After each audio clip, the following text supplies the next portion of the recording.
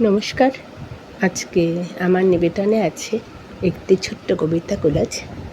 দুটো কবিতা নিয়ে, দুটো কবিতাই রবি ঠাকুরের লেখা। কথা কও, কথা কও, অনাদি অতীত অনন্ত রাতে কেন বসে চেয়ে রাও? কথা কও, কথা কও, যুগ যুগান্ত ঢালে তার কথা তোমার সাগর তলে, কত জীবনের কত ধারা এসে মিশায় তোমার জলে।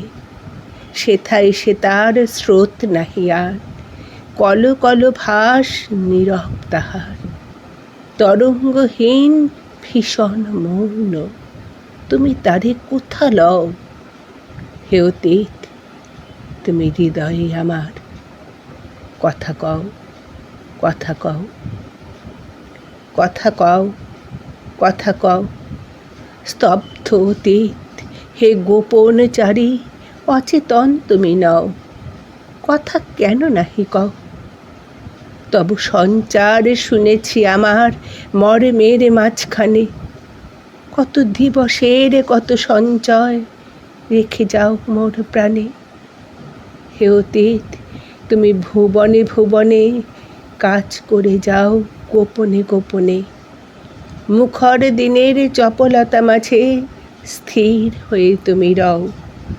হে অতীত, তুমি গোপনে হৃদয়ে কথা কও, কথা কও।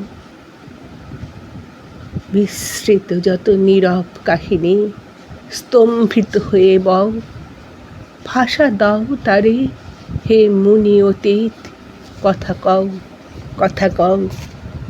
রাজছত্র ভেঙে পড়ে, রণডঙ্কা শব্দ নাহি তোলে, জয়স্তম্ভ মৃড় সম অর্থ তার ভোলে। রক্ত মাখা অস্ত্র হাতে যত রক্ত আঁখি, শিশু পাঠ্য কাহিনীতে থাকে মুখ ঢাকি। কথা কও, কথা কও, অনাদি অতীত অনন্ত রাতে কেন বসে চেয়ে রও?